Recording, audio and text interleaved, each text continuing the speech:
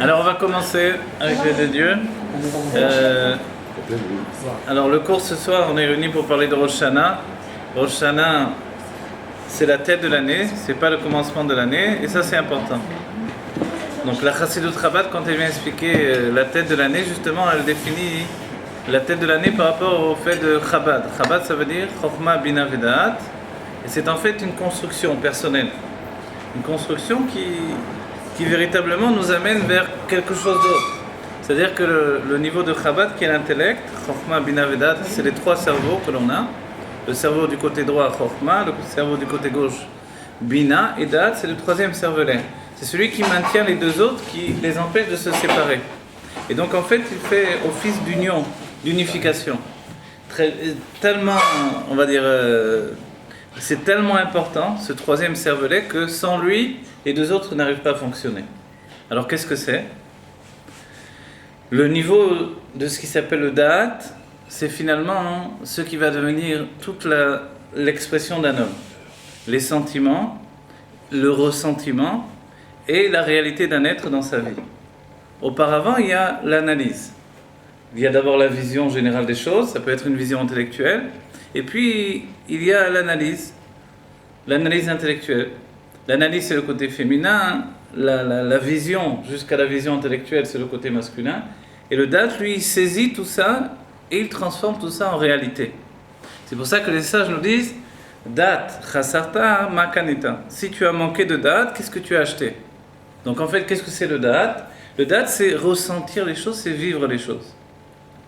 À Rosh Hashanah, quand on se retrouve au jour Kadosh, tellement élevé de Rosh Hashanah, alors, d'après la Chassidut, on ne viendra pas avec nos averot à Rosh Hashanah. On ne viendra pas avec mes fautes, avec mon sac plein de fautes, voilà, je viens devant toi, Dieu, je suis un pauvre. En fait, non. On voit déjà dans la halakha qu'on s'habille bien, on s'habille avec des habits de fête. Pourquoi ? Normalement, quelqu'un qui a fauté, quelqu'un qui se sent le dernier des derniers, dans le judaïsme, on vient avec un sac, avec de la cendre sur la tête. Et à Rosh Hashanah, on n'arrive pas du tout comme ça. On arrive joyeux, c'est un jour de fête. On va dire c'est un jour de jugement ou un jour de fête. Quand on juge quelqu'un, c'est pas un jour de fête, c'est un jour de din, comme on dit. Et c'est vrai qu'il y a la connotation de Yom Hadin, le jour du jugement. Mais en vérité, ça n'annule pas le fait que c'est un jour de fête. Pourquoi ? Parce que le jour de Rosh Hashanah, il est lié à un événement le plus important, et c'est comme ça que d'après la Chassidut, on pénètre dans Rosh Hashanah.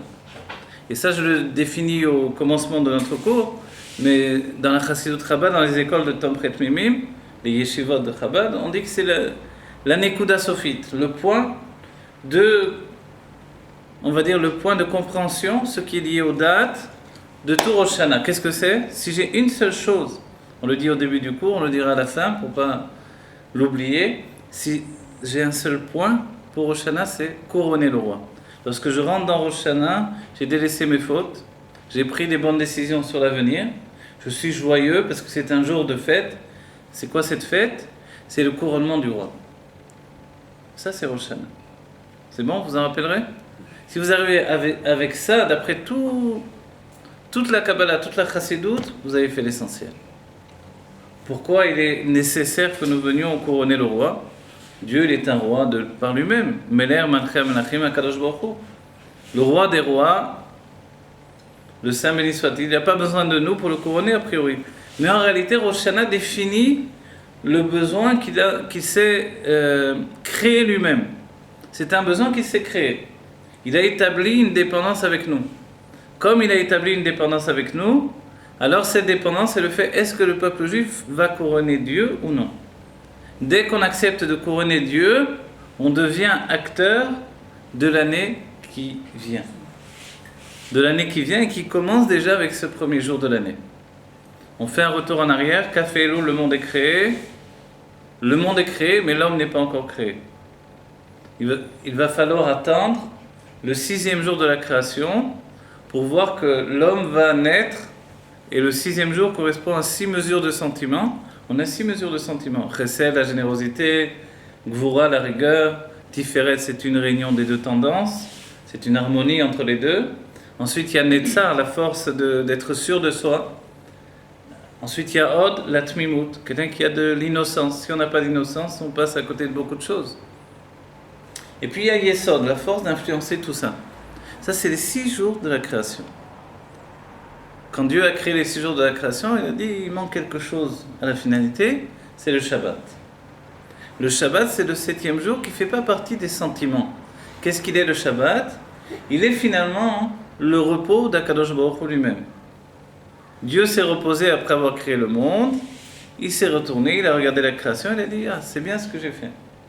Évidemment, nous, quand on se projette cette image-là, on dit Dieu il s'est reposé, ça nous fait quand même bizarre.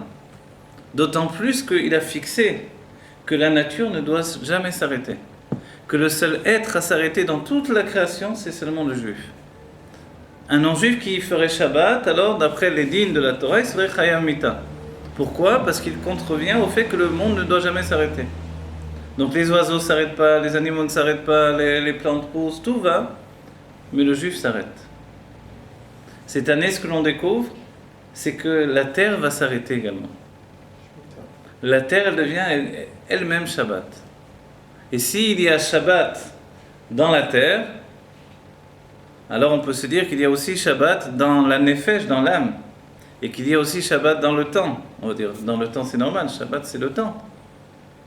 Pourquoi il y a besoin d'avoir Shabbat dans la terre? S'il y a dans le temps, ça suffit, il y a Shabbat. C'est le dernier jour de la semaine, c'est Shabbat. Ce qu'il y a de particulier avec Shabbat, c'est qu'il n'est pas simplement le dernier jour de la semaine, il est aussi le premier jour de la semaine. C'est pour ça que l'on dira Yom Rishon le Shabbat, le premier jour du Shabbat. Donc en fait, si le premier jour, c'est le premier jour du Shabbat, c'est qu'en réalité, véritablement, le premier jour, c'est Shabbat. Mais seulement, comme ce n'est pas un jour actif, alors c'est un jour qui est, lui, au contraire, un jour de repos. Mais c'est là où souvent on fait une erreur, c'est qu'on se repose de tous les travaux du monde pour se donner au travail d'Akadosh Baruch Hu. C'est-à-dire que le travail de Shabbat est un travail intense, mais d'une autre manière. C'est un travail pour Dieu. Et tout à coup, chaque juif peut définir, voilà, c'est ma nature à moi. Ma nature à moi, c'est de faire Shabbat. Et on dit que Shabbat, chaque juif s'élève au niveau du nom Yud-Ke Vav-Ke.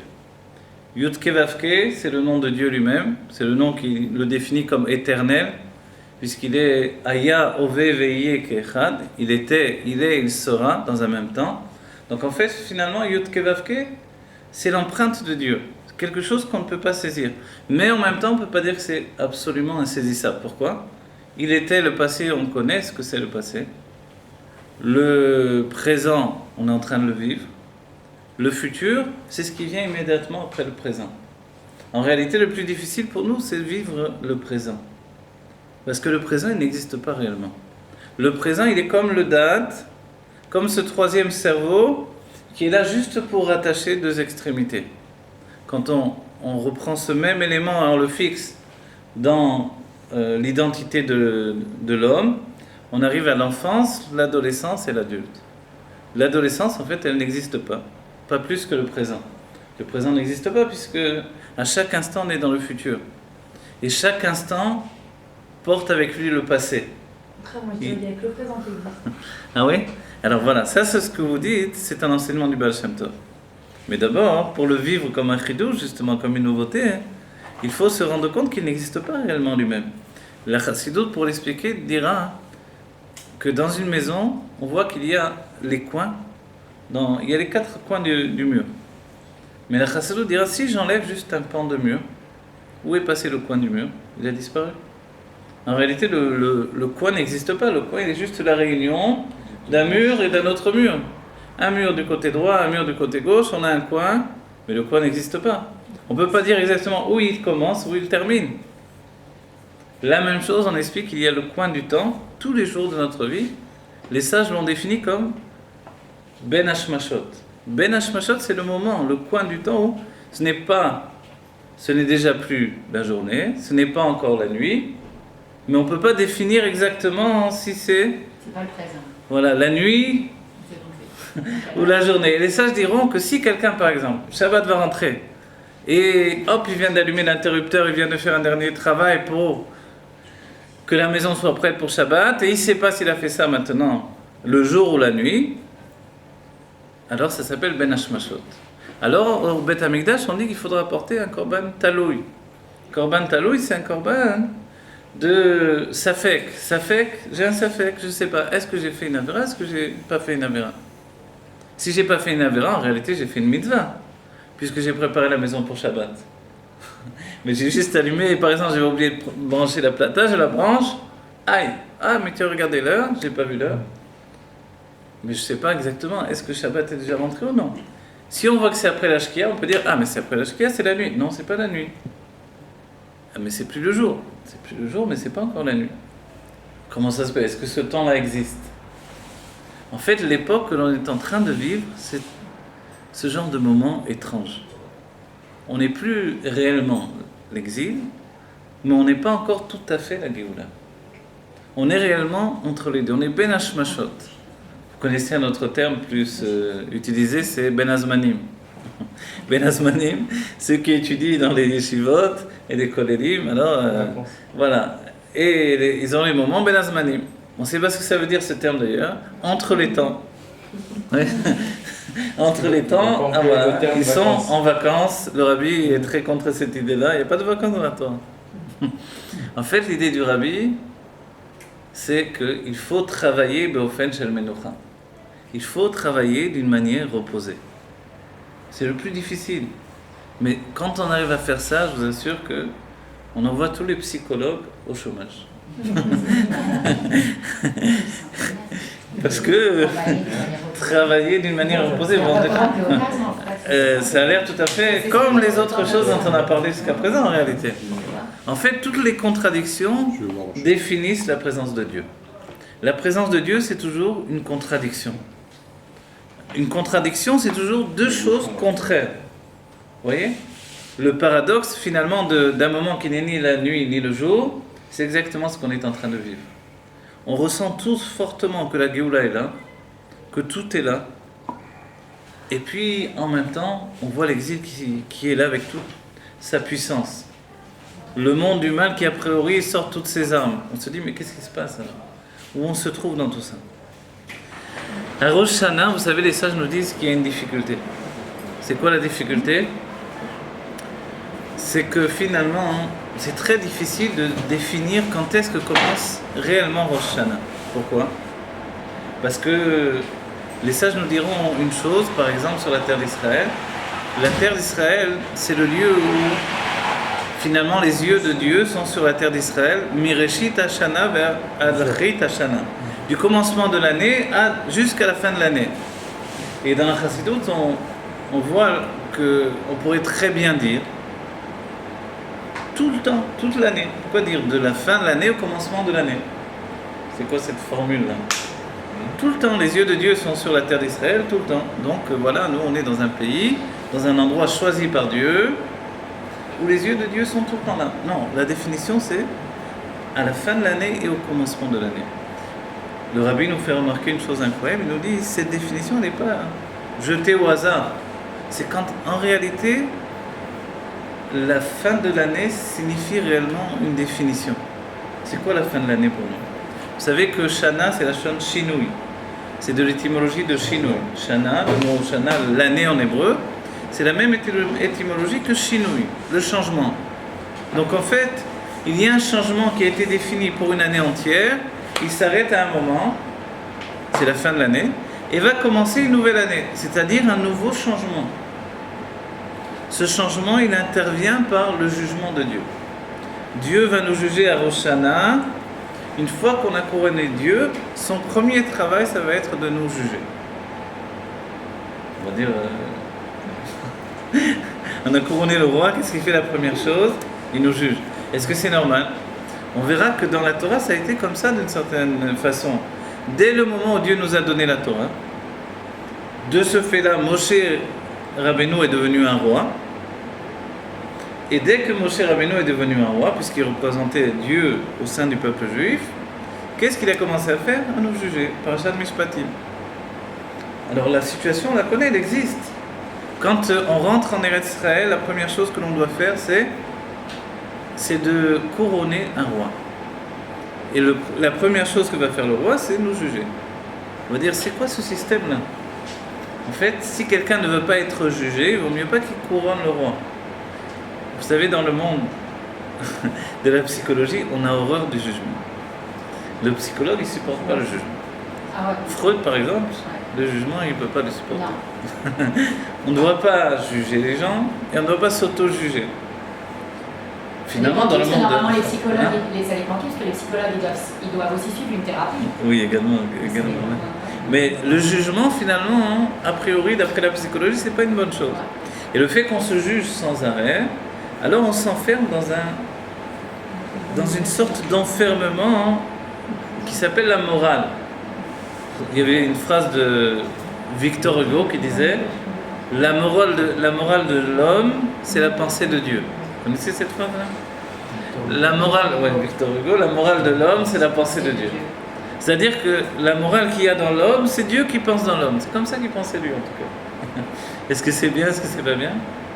Pour nous, tout est Dieu. Donc, effectivement, la pensée de l'homme, c'est Dieu également.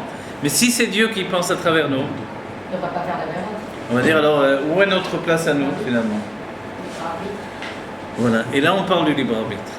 Si on me demande de couronner le roi, c'est qu'a priori, j'ai le libre arbitre de couronner le roi. Et la première chose que le roi va faire sur moi, c'est me juger. On nous dit que tous les ans, finalement, tout est en suspens. Quand on nous a dit que les yeux de Dieu sont sur la terre d'Israël du début de l'année à la fin de l'année, c'est parce qu'effectivement, il y a un moment où l'année s'arrête. L'année s'arrête, ça veut dire quoi? Un roi est constitué de 2 éléments. Maintenant, tout ça, je le projette dans les mondes divins et je vous donne une traduction humaine de tout ce point qui s'appelle la royauté de Dieu. Un roi, il possède 2 éléments. Le premier élément, c'est le plaisir.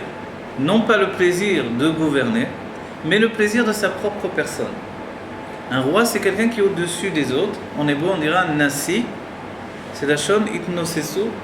Comment ça on dit en hébreu? Itnosesu, c'est ça? Et le fait de liot Nasi alehem. Nasi, quand on entend ce terme-là, on pense aussi à quoi? On pense à Nes, on pense à Nisayon, on pense à des tas d'étymologies proches finalement du fait que, effectivement, qu'est-ce que c'est? C'est le fait d'être au-dessus, mais c'est le fait qu'il s'est passé quelque chose d'incroyable. Quand dans notre vie on a un Nisayon, une épreuve, il s'est passé quelque chose d'incroyable dans notre vie. Et même si c'est dans la Teva, nous on le vit comme quelque chose au-dessus de la Teva. Imaginez, je suis dans la rue, quelqu'un que je ne connais pas vient, me donne une paire de gifles. Je dis qui c'est ce, je connais nulle part, il vient, il me frappe dans pleine rue. Il s'est passé quelque chose dans... Vous voyez? Mais après, finalement, je me dis, mais pourquoi il s'est passé comme ça? Si je sais que tout vient de Dieu, je vais me dire peut-être qu'il y a une raison pour laquelle ça s'est passé. Maintenant, évidemment, c'est très rare que quelqu'un me frappe dans la rue, mais par exemple, une fois j'étais avec un ami, on parlait ensemble, et c'était un ami assez costaud comme ça, un maçon. Et puis on parle, il faisait des grands gestes en parlant, il fait un geste comme ça, il y a quelqu'un qui passe, paf, il s'est pris le coup dans le nez, et il s'est mis à saigner du nez. C'était assez spectaculaire. En 2 secondes, paf, maintenant, je suis désolé, etc. Il ne le connaissait pas, il a donné un coup de poing dans le nez. Voilà. Et ça, c'est des choses dans lesquelles on parle dans la Gemara. Est-ce que maintenant, effectivement, il y a des dommages et intérêts dans des choses comme ça? A priori, d'après la Gemara, dans toutes les situations, il y a toujours des sortes de dommages et intérêts. Mais on verra qu'il y a un moment où non. Ce moment, c'est la veille de Shabbat. Si quelqu'un, la veille de Shabbat, court, il renverse finalement, il passe au chouk et il renverse un établi où il y avait des choses bien à manger, il renverse tout. Si c'est Yom Shishi, il n'est pas obligé de payer. Pourquoi? Parce qu'on dit que le date du Ben Adam, l'esprit du Ben Adam, il est méboulbal. Il est troublé la veille de Shabbat. Il est pressé, encore une salade, encore un truc. Il manque les chalotes, il manque 2 chalotes, il court, etc. Le vin, tu as oublié le vin, il repart. Voilà. En fait, donc, l'esprit, il est troublé. Et si juste avant Shabbat, où il y a les enfants qui cassent, où il y a les disputes juste avant l'entrée, il faut s'excuser, c'est ça? Voilà. On dit qu'à ce moment-là, on dit que c'est le Satan qui vient pour embêter le couple, à ce moment-là, la famille, à ce moment-là. Pourquoi? Parce que justement, on veut déséquilibrer tout ce qui a été construit. Dans le peuple juif, on sait que construire, c'est quelque chose de profond. Construire, on dit pour un couple, on dit binyan adéad. Binyan Adéad. La formulation elle est spéciale aussi. Un binyan, une construction. Adéad. Comment vous traduisez Adéad? À tout jamais. Hein? À tout jamais. À tout jamais. Mais alors, mais vraiment étymologiquement, Adé. Jusqu'à. Jusqu'à. Et c'est vrai qu'on dit à tout jamais, c'est ce qu'on pense. Mais quand on prend dans le Milolite, comme on dit, ça veut dire quoi Adéad? À tout jamais, c'est dur même de le sortir de ça finalement. Dans le Chassidut, on dira qu'il y a des niveaux de perception du divin. Il y a un niveau où on est ad, on arrive jusqu'à la perception du divin, où vraiment on perçoit Dieu, et après on dit il faut t'élever encore. Et on dit ad, jusqu'à quel niveau? Il y a une définition, le niveau le plus profond dans le Keter, ça s'appelle ad Eloyada. On dit ad ve'ad bichlal, vous connaissez ce terme-là. Jusqu'à. Jusqu'à 120 ans. Ouais. Mais il y a quelque chose d'incroyable, ce qui s'appelle la profondeur du Keter. Vous avez entendu parler du Keter? Oui. Chez le roi, le Keter, c'est la couronne sur la tête. Dans les mondes divins, le Keter, c'est un peu comme l'inconscient des mondes divins. Il y a les états de conscience qu'on peut appréhender et comprendre. Il y a les livres du Harizal, par exemple le Etzraïm, qui nous explique tout dans les moindres détails. Celui qui a la patience, qui a un maître qui peut lui enseigner, il étudie tout ça. Comment ça s'est détruit, comment ça s'est reconstruit, dans les moindres détails, vraiment dans les moindres détails. Mais quand on arrive au niveau qui s'appelle Atik Yomin, là-bas il y a un niveau le plus profond qui s'appelle Recha Delo Yada Delo Etiada. La tête que l'on ne sait pas et qui ne se sait pas elle-même. C'est-à-dire qu'il y a un état profond duquel est venue la Torah et duquel va venir la Géoula, duquel vient la Chassidut également. Ce niveau-là, il est tellement profond que dans les livres du Etzraïm, on appelle Sfekot de Atik. C'est-à-dire que toutes les sphirotes, toute la Kabbalah, on peut expliquer. Si on a le temps, ça soit venu, on étudie tout. Mais quand on arrive là, à ce niveau-là, alors c'est pas construit de manière habituelle. C'est tellement complexe, il y a tellement de dimensions imbriquées les unes dans l'autre, que finalement on dit que ça s'appelle Recha Delo Yada Delo Etiada. Et pourtant là-dedans il y a le destin de chacun d'entre nous. Mais c'est tellement imbriqué de manière complexe qu'on se demande comment finalement il est possible de comprendre quelque chose. En hébreu, quand on dit Ad Delo Yada, ça veut dire jusqu'à ne plus savoir. Vous vous rappelez qu'à Purim on voit Ad Delo Yada. Pourquoi? Parce que l'homme il est toujours en train de se ressentir vivre. On a dit que le cerveau, le troisième cerveau qui permettait de relier le début en fait de l'intelligence et le développement de l'intelligence, ce cerveau qui s'appelle le Da'at, il nous permet de nous ressentir exister tout le temps. Donc c'est très dur de s'oublier un petit peu. Le seul moyen, c'est de faire les chaim. Et à Purim, on dit jusqu'à quel degré je vais faire les chaim, jusqu'à quel degré je vais boire. On dit Ad Elo Yada, jusqu'à ne plus savoir. C'est-à-dire en réalité, ça veut dire jusqu'à arriver à ce niveau-là qui s'appelle Recha, la tête d'Elo Yada. Ça va? Vous voulez faire le chaim, faites, je vous en prie. Non, mais c'est pas qu'il faut pas non plus. Non, c'est pas tous les jours. C'est pas tous les jours. Non, c'est pas tous les jours. Mais à Purim, effectivement, c'est le seul moment où il y a une mitzvah d'être sourd. C'est le seul moment. Pourquoi? Vous savez pourquoi? On dit dans le Shara Kavanot du Harizal, il y a des tas d'explications, mais l'une des explications, c'est qu'il y a en fait une partie de notre âme qui est totalement dans les forces du mal. Elle est tellement dans les forces du mal qu'on ne l'approche pas du tout, jamais. Pendant toute l'année, quoi qu'on fasse, toutes les mitzvot, tout ce qu'on veut, on ne l'approche pas. Le seul moment où on peut l'approcher, c'est à Purim. Mais pour l'approcher, on ne peut pas venir avec mon bagage humain, de conscience humaine qui me ressent exister. Bonjour, je voudrais voir l'étincelle de mon âme dans les forces du mal. En fait, il faut pénétrer dans les niveaux les plus inconscients de notre âme. Et on n'y arrive pas, on n'y arrive jamais. Alors, le seul moment, je vais vous dire pourquoi, le seul moment où on arrive, c'est à Purim.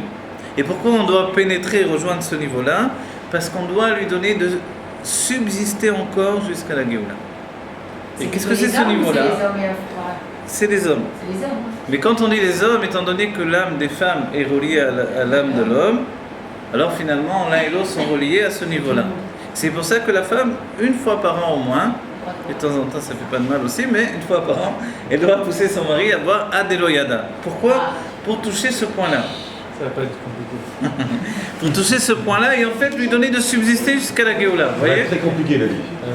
Ça, je sais. Alors on va dire, c'est vrai que la question qui suit, les Chem Chem les Bracha, ont eu la Géoula B'Tizba Shlema, Amen, amen. La vie, ça va être très compliqué. En général, on n'est pas voir son mari sous non, c'est un sentiment. Même si La Purim, c'est un plaisir. non, mais c'est ce qu'il dit. Non, non, c'est normal vrai. quand une femme, En elle même passe temps, ça. vous connaissez, il y a un enseignement du Rabbi incroyable qui dit comment On l'a qu'aime bien. il y avait un homme, il y a des lettres sur ça. Il y avait un homme qui avait demandé au Rabbi, il lui a demandé comment je peux faire pour faire entrer la Hirat Shamayim dans ma maison. Et ah non, c'est la femme, je crois, qui a demandé au Rabbi, et le Rabbi lui a répondu, il faut organiser une Ikvadout à la maison. La femme regarde à la maison, comme vous faites ici, mais encore plus entre hommes, quoi. Et finalement, ça s'est fait, et voilà. Et la femme a recontacté le Rabbi, et le Rabbi a dit, alors vous êtes savate? Elle a dit, non, je sens que c'est pas encore ça. Et le Rabbi a dit, mais est-ce que les hommes ont bu pendant le... Elle a dit oui. Et le Rabbi a demandé, est-ce que votre mari a vomi dans la maison? Elle a dit non. Il dit non, alors voilà, il faut qu'il vomisse dans la maison et que la maîtresse de la maison ramasse le vomi et c'est comme ça que la crainte de Dieu va rentrer dans la maison. C'est fou ce que je dis, mais c'est ce que le Rabbi dit. Dans les tzadikim, peut-être. Non, le Rabbi ne parle pas pour les tzadikim. Non, elle a raison de comme éthique aussi, c'est permis. Vous voyez, ces choses-là, c'est des choses qu'on ne comprend pas, mais pourquoi on ne les comprend pas? Enlever le mauvais en fait. Ça, je vais vous dire pourquoi on ne les comprend pas. Parce qu'en fait, il y a des choses qui sont au-delà de la construction. C'est exactement ce dont on va parler ici. C'est lié à ce qui s'appelle Recha d'Eloyada, d'Eloïtiada. C'est des choses qu'on ne comprend pas. A priori, c'est dégoûtant, on a honte du mari, on dit c'est qu'on lui met un truc, ouais. Non, là on ne parle pas de Purim. La Purim, c'est évident que... Pour la glucose. Alors, ouais. Tout ça en fait, regardez, la construction, ce que j'essaie de construire avec vous, c'est de comprendre exactement qu'est-ce que Rosh Hashanah, déjà dans deux niveaux. On a dit que Dieu, le dévoilement divin, c'est Aya, Ove, Veillé. Donc c'est trois niveaux. Aya, il était, il est et il sera. C'est vrai que ce qui nous manque finalement, c'est pas il sera, on est toujours en projection vers l'avenir. On ne sait pas ne pas se projeter. On va dire que le plus grand Yetzer Hara de l'être, le plus grand penchant au mal, c'est toujours de se projeter. Il va toujours vers le futur. On va dire, mais c'est bien, parce que quand ça va mal, on se dit, allez, ça ira bien, ça ira bien. Comme ça, des fois, on tient le coup pendant longtemps. Comme par exemple, on s'est dit, va voir la Géoula, et on tient le coup comme ça. Mais le temps passe, les dates sont passées, Kalou Kolaketsim, déjà du temps de la Gemara. Alors nous, aujourd'hui, on est totalement... Alors, mais le passé, lui... Laisse-nous y croire, quand même. Le passé, non, il faut y croire, c'est très important. Si on ne croit pas finalement que la Géoula peut venir encore plus dans notre génération, c'est que vraiment on n'ouvre pas les yeux. Et ce qui reste à faire finalement, le Rabbi nous a dit, c'est ouvrir les yeux. Maintenant, il y a deux définitions, l'iftoar, ouvrir, et l'ifkoar. L'ifkoar, ça vient de piquer. Piquer, c'est être malin. Malin, judicieux. Donc en fait, pour ça, il faut étudier, commencer à percevoir les choses au-delà de ce qu'on nous explique, de ce qu'on nous montre. Vous voyez, ce que l'on fait là, c'est une sorte, ça s'appelle une bonnénoute. Une bonnénoute, c'est une réflexion. Une réflexion, c'est le fait qu'on prend un sujet et on commence à réfléchir sur ce sujet. Vous savez que quelquefois on demande, mais c'est quoi l'Eid bonnénoute? L'Admorazaken, il dit, il faut l'Eid bonnénoute. L'Eid bonnénoute, on ne sait pas trop comment traduire vraiment. Ça veut dire réfléchir. J'avais lu un livre du Rav, je crois que c'est le Rav Kaplan, je crois que c'est comme ça, je sais pas, peut-être je me trompe, sur la méditation en hébreu. Et là-bas, en fait, il ne sait pas trop si méditation en hébreu c'est Idbonenut ou Idbodedut, ou ouais. Il ne sait pas trop comment le définir finalement. La Idbonenut, c'est prendre une idée fixe et s'y attacher et commencer à décomposer les éléments. Et je commence à réfléchir. On fait tout le temps ça dans notre vie. Par exemple, je dois rencontrer quelqu'un, alors je commence à comment il va être, etc. Qu'est-ce qu'il va me dire? J'ai un peu peur, alors je commence à prendre des informations, des éléments, etc. Tout le temps on fait ça. Dieu nous demande... C'est aussi un jugement. Oui, mais Dieu nous demande quoi? Il nous demande finalement de le faire pour le connaître et pour le comprendre.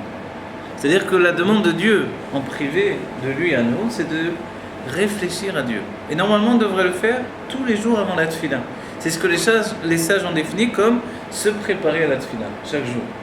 C'est-à-dire que, d'après les rabbins de la lignée de Chabad, on ne mettra pas sur le rideau du Haron HaKodesh « Da lifnemi ata omer lifnei melech malchei melechim hakadosh baruch hu ». On n'écrira pas cette phrase-là. Sache devant qui tu te trouves, devant l'Éternel ton Dieu. On dit pourquoi on ne mettra pas cette phrase. C'est beau cette phrase-là. Quand je suis à la choule, j'ai besoin de voir ça. C'est bien, non? Le rabbi nous dit, si on a attendu d'arriver à la choule pour prier, pour penser à ça, c'est déjà trop tard. Il fallait que dès le matin, je me réveille, puisque le Shulchan Aruch, le tour, il nous dira, qu'est-ce qui me pousse à me réveiller le matin? C'est de savoir que Dieu se tient devant moi. Et on nous dit, imagine-toi qu'un roi de chair et de sang se tient devant toi. Est-ce que tu ne vas pas te lever? Évidemment que oui, en vérité. Mais imaginez Dieu qui se tient devant nous, ça ne nous dérange pas trop, on peut tourner la tête et continuer à dormir. C'est vrai. On n'est pas trop embêté. Franchement, ça m'arrive souvent de réfléchir à ça le matin, je me dis, est-ce que ça me pousse à me réveiller? Ça ne me pousse pas tellement à me réveiller. mais par contre, des tas de choses nous poussent. On a soif, on doit aller aux toilettes. Il y a un bébé qui pleure. Ouais. Alors voilà, le bébé il pleure, alors là, hop, on se réveille vite. Finalement, la royauté s'exprime par d'autres éléments en fait. Mais si on avance dans la Gdusha, on devient plus simple, plus raffiné, plus séparé de la matière du monde. Alors là, on s'apercevra que c'est Dieu qui se tient devant nous. Mais est-ce que Dieu peut passer par d'autres chemins? Qu'est-ce que vous en pensez? C'est-à-dire, est-ce que Dieu, c'est toujours Dieu quand c'est le bébé qui pleure et je me lève? Quand j'ai très soif et je peux pas, je dois me lever, est-ce que c'est Dieu quand même qui se trouve devant le lit? En fait, oui, tout est Dieu. Mais il y a un point qui s'appelle Reshad Elo et Yada, où on ne comprend pas Dieu, à tel point qu'il peut s'exprimer de toutes sortes de façons. Vous voyez? Imaginez, vous êtes dans la rue, tout à l'heure on a dit 2 gifs, maintenant il y a quelqu'un qui s'arrête dans la rue, j'ai dit tiens, quoi? Il me donne une enveloppe, j'ouvre, 10 000 euros. Et moi je le connais, je ne sais même pas qui c'est cette personne-là, imagine. Ça peut arriver ou non? Il se peut que ça soit. Il se peut que ça arrive. Ça peut arriver. Pourquoi? Parce qu'en réalité, il est écrit que Arbe Shluchim la Makor. Et c'est pour nous tester alors? C'est pour nous tester à chaque fois? C'est pour voir justement s'il n'y a pas de lieu ou pas arbitre? Et qu'il n'y a que Dieu qui intervient. Alors, quel est. Non, on va dire que si Dieu nous donne par exemple une grosse somme comme ça dans la Moi, rue. j'ai eu quelque chose comme ça. C'est-à-dire qu'il y a une dame qui est venue le jour d'anniversaire à Casco. Elle retire des sous. Je suis derrière elle, ça marche pas, elle s'en va. 2 minutes après, je mets ma carte, il y a les sous qui sortent. La même dans sa carte. J'ai pris les sous, j'ai couru après. Même le chômeur, il a dit ça, j'ai jamais vu en matin. J'ai couru, Pourquoi en Israël? Bref, j'ai couru, je l'ai rendu. Mais alors, c'était pourquoi là? C'est pour me tester? Oui, c'est vrai, là c'est. C'est un test, bien sûr. Oui, là, dans ce cas-là, oui. C'est un test. Dans ce cas-là, oui. Ça, et c'est bien d'avoir réagi comme ça, et c'est très bien. Test réussi. Nathalie, test réussi. C'est vrai que l'on dit si on trouve de l'argent, elle nous appartient, mais tout autant on ne sait pas son propriétaire. Ça s'appelle une métia. Ça, c'est pas une métia. C'est-à-dire en sachant que c'est son compte qui a tiré l'argent, alors ça lui appartenait. C'est ça. Voilà, donc c'est vrai que ça peut vite tourner au vol. Il y avait une histoire. Dans une chose, j'avais entendu une histoire. Il y avait du temps de la Gemara, comme ça, il y avait deux personnes qui sont sorties. Il y en avait un qui était un Talmid Chacham et l'autre, donc un sage, et l'autre était un juif très très simple. Alors ils sortent tous les deux, et puis il y a un cavalier qui passe, et ce cavalier, il avait une bourse qui tombe avec plein d'argent. Maintenant, le juif très simple, il va, il prend l'argent, il commence à courir derrière l'autre. Eh, ton argent, ton argent, ton argent. Il le rattrape, l'autre il prend son argent, il est content, il veut pas, merci et tout ça. Le Talmid Chacham, le sage, il se tourne vers l'autre et dit, mais tu te rends compte? Qu'est-ce que tu as fait? Tu es vraiment un maretz qui n'a rien du tout à la Torah. Cet argent, il t'appartenait. Tu l'as trouvé par terre, il t'appartient.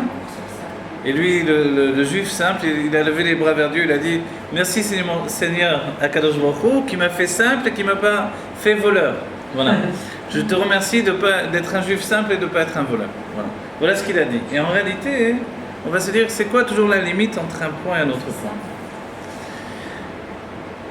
Quand on se dit qu'il y a la fin d'une année et le commencement d'une année, c'est qu'en réalité, on a dit que le roi, il a 2 aspects en lui. Il a ce qui s'appelle le plaisir de sa royauté, qui n'est pas lié en fait au peuple. Et puis il a un autre niveau qui est plus extérieur, c'est la volonté. La volonté, en fait, comme elle est liée au roi, elle est aussi une volonté de gouverner. Et en fait, qu'est-ce qui se passe? C'est que quand l'un se détache de l'autre, quand le plaisir se détache de la volonté devient ce qui s'appelle le din, la rigueur, le jugement. Et c'est là où on appelle Rosh Hashanah le Yom Hadin. Mais en réalité, Yom Hadin, jusqu'au moment où on a pris sur nous la royauté de Dieu. C'est-à-dire que tant qu'on n'a pas pris la royauté de Dieu sur nous, ce jour est toujours Yom Hadin, mais dès qu'on a pris la royauté de Dieu sur nous, on est dans un autre aspect. Et c'est ce que les sages diront, Kebanim ou Keavadim. Le plaisir va donner naissance à un enfant. La volonté, elle donne des serviteurs. Le lien du serviteur avec son maître, c'est le lien d'un être avec la volonté d'un autre être. Dieu a une volonté, on fait sa volonté, c'est d'être un serviteur. L'enfant, par contre, il est lié au plaisir, il est né du plaisir. C'est parce que les parents ont eu du plaisir que l'enfant est venu au monde. Donc en fait, en lui, il porte toujours le plaisir. Ce plaisir, c'est un plaisir de vivre et de vivre avec celui qui lui a donné naissance. Donc en fait, cet état-là, c'est l'état de lien qu'il y a entre le peuple juif et Dieu. Mais cet état-là, il existe tout autant où on a couronné le roi. Dès qu'on a couronné le roi, alors on reçoit sur nous le plaisir de Dieu, le plaisir de nous gouverner. Mais auparavant, il y a un état qui précède, c'est la volonté toute seule. Dans la Kabbalah, ça donne le fait que l'extériorité de la royauté de Dieu reste ici-bas, mais l'intériorité se retire. Et c'est là où on est vraiment dans un monde qui est totalement dénudé de toute, entre guillemets, humanité. Vous savez ce que c'est l'humanité? C'est le plaisir. Enlever le plaisir, il n'y a plus d'humanité. L'homme est une machine. La volonté sans plaisir, sans désir, qui est l'intermédiaire entre le plaisir et la volonté. Le désir, vous voyez, c'est aussi une chose intermédiaire à nouveau. Vous avez compris? Toujours une construction, elle doit fonctionner de cette manière-là. Il y a le plaisir, le désir et la volonté. On va dire, mais c'est pas la même chose, le désir et la volonté. En fait, c'est pas exactement pareil. Le désir, c'est une volonté qui est encore gorgée de plaisir. La volonté est séparée du plaisir. Et c'est pour ça qu'elle est plus puissante. Elle est puissante parce que comme elle est séparée du plaisir, elle a besoin de revenir à ce plaisir qu'elle a quitté. Vous voyez? Quand on veut revenir au plaisir qu'on a quitté, forcément on a une force. On dit « En davar omel lifnei ratzon ». Rien ne résiste à la volonté. Quelle volonté en réalité? La volonté de celui qui recherche son plaisir. C'est ça dont on parle. Donc, en fait, quand le rabbi nous dit à notre époque une chose qui des fois nous fait un peu peur, c'est que si on voulait vraiment la Géoula, on l'aurait tout de suite. C'est-à-dire que si on avait le désir de retrouver le plaisir de la Géoula, on l'aurait immédiatement. Alors là, on arrête les choses, on dit attendez, j'ai jamais eu la Géoula, non. D'où je connais la Géoula pour la retrouver. Donc, quand j'ai quitté une chose que j'ai connue, un plaisir que j'ai connu, je reviens vers lui, j'ai une volonté très forte, d'accord. Voilà, mais quand on n'a jamais connu la Géoula. Et c'est là où on nous dit, mais non, attends, il y a eu la Géoula de Mitzraïm que chacun d'entre nous a connue. Nous sommes non seulement les descendants de nos pères qui étaient en Égypte et qui sont sortis d'Égypte, et c'est le commencement de toutes les Géoulotes, de toutes les délivrances, mais en plus de ça, nous sommes les réincarnations de ceux qui étaient en Égypte. Alors en réalité, on porte en nous encore la trace de ce plaisir d'avoir été délivré une fois. Je vais vous dire, moi je me rappelle, il n'y a pas si longtemps, il y a quelques années, quand il s'est passé les événements du Gush Katif, alors j'ai pris ça, on va dire, je me suis impliqué personnellement. Sinon, je l'échange les femmes et les hommes, c'est ça le problème? Parce que j'ai mis la crise. Crème les bras. En fait, tu veux prendre ma place, vers la base, là, tu as l'agrément plein ici, ici. Alors, quand il y a eu les événements du Gush Katif, je me rappelle qu'il y a eu un moment. Je me rappelle qu'il y a eu un moment où, avec tous les gens du Gush Katif qui étaient sortis de là-bas, c'est-à-dire qu'il y avait une partie qui était sortie, il y avait une partie qui voulait rentrer, et finalement tout ça a été encadré par l'armée. On s'est retrouvés sur les routes d'Israël, les routes qui menait au Gush Katif, et on marchait en pleine rue comme ça. Pas en pleine rue, en pleine route, quoi. C'était des autoroutes. Non. Et ça, c'était les derniers événements avant vraiment ce qu'on appelle le pinouille de Gush Katif, le fait d'avoir arraché les gens de leur implantation, de leur habitation. Mais ce qu'on a ressenti à ce moment-là, où on marchait sur les routes comme ça, les femmes, les enfants, les hommes, tout le monde, c'était une impression de sortie d'Égypte. C'est assez curieux. Moi, j'ai ressenti un moment d'exaltation extrêmement fort. On ne savait pas, on voulait faire quelque chose. Tous ceux qui se sont sentis impliqués, ils sont venus, ils se sont bougés, ils ont marché des kilomètres et des kilomètres et qui ont essayé. Voilà, c'est l'inverse. Je sais. Non, mais c'était avant de quitter. L'idée, c'était finalement de se regrouper si le peuple juif se regroupe et on affirme notre opposition à cette décision qui nous paraissait totalement folle de prendre des juifs, de les sortir de leur maison. Et vous vous rappelez, le slogan c'était Yehudi, l'homme Garesh Yehudi. Un juif ne chasse pas un juif, quoi. Ça paraissait fou. Quand il y a eu, je me rappelle toujours, un monsieur de Russie, son père travaillait au KGB, lui nous racontait des tas d'histoires tout le temps, et il nous disait que ce qui faisait le plus mal en Russie, c'était pas quand les non-juifs venaient s'en prendre aux juifs, c'était quand il y avait la section juive du KGB qui s'en prenait aux juifs. Voilà. Et il dit, voilà. Et son père lui avait dit une chose. Il lui avait dit, quand tu prends un morceau de métal et que tu frappes sur du bois, ça fait pas beaucoup de bruit. Tu frappes sur des tas de choses, ça fait pas beaucoup de bruit. Mais quand tu tapes du métal sur du métal, c'est un bruit terrible. Il dit là, c'est la même chose. Un juif qui frappe sur un juif, c'est un bruit terrible. Oui. Et là, c'est ce qu'on a vécu tout à coup. On s'est retrouvés enfermés. On a vécu des moments, au moment où on a voulu essayer de faire quelque chose pour Gush Katif. Il y avait il y avait, je sais pas comment on les appelle, des gendarmes sur des chevaux qui nous frappaient comme si on était des. Après, on s'est retrouvés enfermés par l'armée, comme si on était. C'était horrible de vivre ça. Mais au moment où on a cru qu'on pouvait faire quelque chose, il y a eu des moments où on s'est dit, enfin, il se passe quelque chose. Peut-être qu'il va sortir de ça une Géoula. Mais même si on ne pensait pas la Géoula Amitit Hashrema, totale et complète, on pensait de délivrer le frère juif, quoi, qui était enfermé, qui allait être chassé de sa maison. Et ce sentiment quand on marchait sur les routes comme ça, en pleine route, quoi, des autoroutes, c'était un sentiment particulier. Et ça, en fait, on peut dire que ça éveille en nous, moi je sais, ça a éveillé en moi, comme des souvenirs de la sortie d'Égypte. Et on les porte tous en nous, à un moment ou à un autre, à un moment on ressent des souvenirs de la sortie d'Égypte. Après il y a d'autres souvenirs. Quand je me suis vu entouré dans un terrain vague, un terrain en terre comme ça, parce que tout était sur le sable, etc., par l'armée qui nous encerclait comme ça, j'ai dit, mais il y avait un sentiment, on était comme entouré par des nazis.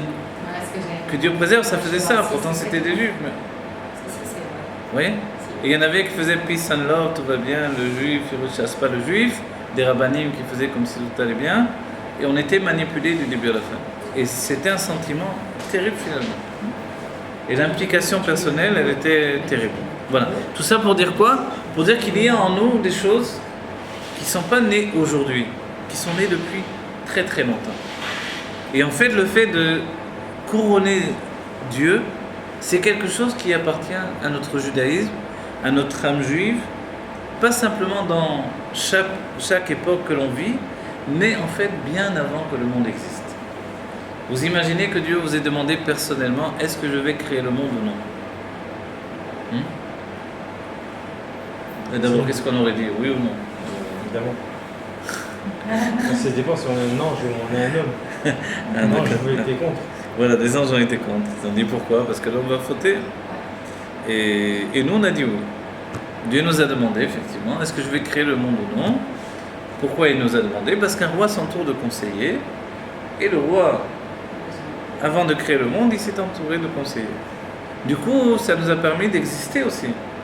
D'exister en Dieu. Mais c'était encore une conscience fondue au-dedans de Dieu. Mais cette conscience fondue au-dedans de Dieu fait qu'on a accepté. Vous savez ce que ça veut dire ? C'est pas juste qu'on a accepté, d'accord ? Sans savoir ce qu'on acceptait, parce que on n'a pas pensé que ça allait engendrer des siècles et des siècles de pogronim, de Shoah, de ci, de terreur, c'est ça ce qu'on a accepté. Donc, en fait, oui, on a accepté tout ça. Et chacun de nous, individuellement, on a accepté tout ça. Pourquoi ? Parce qu'on savait qu'au bout de tout ça, il y avait quelque chose d'extraordinaire. Et ce quelque chose d'extraordinaire, ça s'appelle la Géoula. La Géoula, c'est le moment où finalement, tout ce qui nous paraissait totalement, on ne va pas dire stupide, mais incompréhensible, alors tout ce qui nous paraissait incompréhensible prend tout à coup un sens profond. Ça, c'est la Géoula.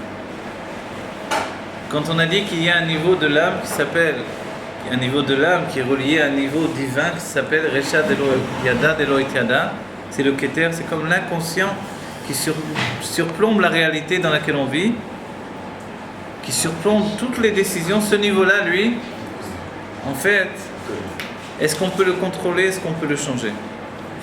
Ça va? Je sens imperturbable. Non, mais par contre, j'ai une question à vous poser. Si vous parlez des événements, par exemple, on parle ça, c'est pas la chose et tout, mais si on savait ça, alors comment on peut accepter? Alors voilà, ce que je vous dis, c'est que. Ouais, c'est parce qu'on va plus loin et on va ressentir après justement quand on dit la volonté, alors voilà, on va encore plus loin, c'est ça? Alors si vous êtes à l'écoute, je vais essayer au moins d'amener la construction de tout ça. Non, vous inquiétez pas, on va essayer de... J'en sais rien si je vais répondre à la question, mais je vais essayer au moins de construire ce qu'on a mis en place. Ça va, jusqu'à présent, on comprend tout ce que l'on dit, c'est facile? Je ne dis pas que c'est facile, mais c'est compréhensible? D'accord. Après, on va réfléchir dessus, on va lui pour penser. Voilà, on va poser des clalim, regardez. On a posé des généralités, c'est que toute chose se sépare en trois. Il y a le nom de Dieu qui se sépare en trois parties. Aya, il était, Ové, il est et il sera, trois parties. Il y a l'année au passé. Il y a le moment où on est... Aya, Ové, Veillé. Même Moshe Rabbeinu, vous vous rappelez Moshe Rabbeinu, le nom de Moshe, ce sont les initiales de Mashéaya ou Sheiye. Ceux qui étaient, c'est ceux qui seront. C'est plus complexe finalement, oui, puisque ce niveau parce que le nom de Moshe, c'est aussi lié. Moshe, c'est le lettre de Hachem finalement, oui. Donc Moshe, Moshe Hachem, exactement. Et en fait, on voit que c'est lié. Et c'est pour ça qu'on a accepté Moshe comme un intermédiaire entre Dieu et le peuple. Mais en vérité, on est le peuple qui refuse l'intermédiaire. Comment ça se fait? Vous savez, chez les goïms, chez les chrétiens, ce qu'ils font de dire il y a un intermédiaire entre Dieu et les êtres humains, ils ne sont pas, la définition halachique, c'est qu'ils ne sont pas Metsouvé, je vais dire en hébreu parce que j'ai du mal un peu à le traduire, après j'essaie de le traduire, Metsouvé à la chitouf. C'est-à-dire, il n'y a pas d'interdiction chez les non-juifs de chitouf, d'association. Donc il n'y a pas d'interdiction d'intermédiaire. Mais chez nous, oui, puisqu'il est dit Hachem Elokeinu, Hachem Echad. Donc chez nous, c'est Yichud Havaye. C'est l'unification du nom de Dieu, donc c'est interdit chez nous de mettre un intermédiaire. Et pourquoi on a été le premier à mettre un intermédiaire? Moshe Rabbeinu, c'est un intermédiaire. Le Mashiach sera encore un intermédiaire entre Dieu et nous. Le rabbi de chaque époque, le tzaddik, c'est aussi un intermédiaire. Quand on va prier sur le kever d'un tzaddik, c'est aussi un intermédiaire. Alors qu'on est le peuple non intermédiaire. Mais ce qui a d'étrange, c'est que quand on analyse les choses d'après la Kabbalah et la Chassidut, c'est que s'il n'y a pas d'intermédiaire, il n'y a rien du tout. S'il n'y a pas d'intermédiaire, il n'y a rien du tout. Parce que, Aya Ove Veillé, finalement, s'il n'y a pas de présent, le passé n'existe pas et le futur n'existe pas. S'il n'y a pas le coin du mur, il n'y a pas de mur. Il n'y a pas de maison en tout cas. Il peut y avoir un seul mur, mais un seul mur, c'est pas une maison. S'il n'y a pas le coin du temps, il n'y a pas non plus la construction du temps. En fait, cet intermédiaire lui-même, il est toute la compréhension dès qu'elle est comprise dans le niveau du omeg, de la profondeur. Regardez, je vous donne une image. Disons que Dieu préserve, ça peut arriver, que j'ai fait des fautes pendant toute l'année. J'arrive à Rosh Hashanah, j'ai regretté mes fautes. Je rentre dans Rosh Hashanah, a priori, qu'est-ce qui se passe? J'ai encore mes fautes devant Dieu et Dieu va me juger pour mes fautes. Forcément, toute l'année, maintenant, je vais subir les fautes que j'ai faites l'année précédente. Or, on me dit non. Pendant le mois d'Elul, tu dois faire tchouva sur tes fautes.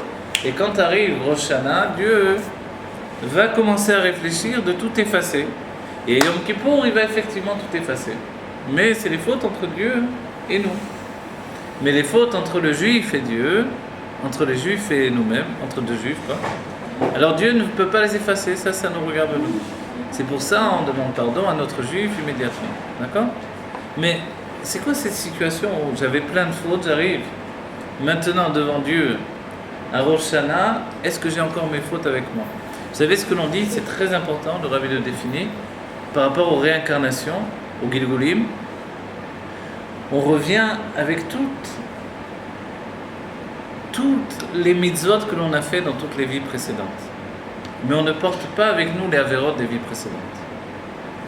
Et c'est très important parce que quelqu'un qui arrive, les avérotes des vies précédentes, les fautes qu'on a fait dans les vies précédentes, on ne les porte pas avec nous. Parce que sinon, il n'y a pas de but dans cette nouvelle vie. Pourquoi on a une nouvelle vie? Pour essayer de les taquiner, de réparer, de ne pas refaire les mêmes avérotes.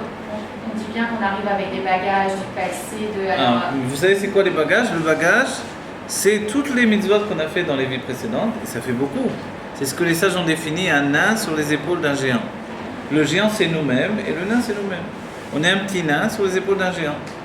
Qui c'est ce géant? C'est bon. C'est toutes les mitzvot que j'ai fait dans tous les siècles. Et les avérotes, alors elles ont disparu. Les avérotes, ça s'appelle un potentiel. Il y a le potentaire, le potentiel. Non, il y a un potentiel, c'est que c'est une possibilité. J'ai toujours la possibilité de fauter. Et c'est pour ça qu'en fait, je me situe dans une situation de ce qui s'appelle le libre arbitre. Le libre arbitre, qu'est-ce que c'est finalement? Si l'intermédiaire, vous avez dit que c'est le plus important, sans l'intermédiaire, c'est tout, ça veut dire que la période d'une vie, elle est plus grande que la période qui va suivre. Exactement. Le Rabbi l'a dit ouvertement. Le Rabbi a dit la Géoula est plus grande que la Galoute, pardon. L'exil est plus grand que la Géoula. Et le Rabbi le prouve, il dit, et c'est pas une fois que le Rabbi dit ça. Il y a des tas de mamarim, le Rabbi le dit. Il dit la preuve, c'est que c'est l'exil qui va enfanter la Géoula. Qu'est-ce qui va donner naissance à la Géoula? Pourquoi on va avoir droit à la Géoula? Nous, finalement, on n'est pas les grandes sadikim des temps passés, il faut dire la vérité. Alors, on aime bien le saumon fumé, les petits trucs, tout ça. Alors, comment ça se fait? Parce que quoi? Parce que quoi là? Comment ça se fait qu'on va avoir droit à la Géoula? Qu'est-ce qui s'est passé en nous? Il y a une possibilité nouvelle qui est née? C'est le temps de la Géoula, c'est quelque chose? Qu'est-ce que vous dites? C'est des brachot qui circulent sur WhatsApp et Facebook toute la journée. Ah voilà, brachot sur WhatsApp. Avant, il n'y avait pas WhatsApp, Facebook. Moshe Rabbeinu, il n'avait pas tout ça. Donc voilà. C'est compliqué. Et c'est vrai qu'il manquait tout ça pour voir la Géoula. C'est-à-dire, il manquait ce stade intermédiaire. Il n'y avait pas véritablement un intermédiaire qui a été construit qui réunissait la Géoula et l'exil en même temps. Tant qu'il n'y a pas d'intermédiaire, il ne peut pas y avoir une nouvelle période. C'est ce que les sages ont dit. Tant que le Beth Amikdash n'a pas été détruit, il ne peut pas être reconstruit. C'est-à-dire la destruction est intermédiaire entre la reconstruction. Et ça, c'est essentiel.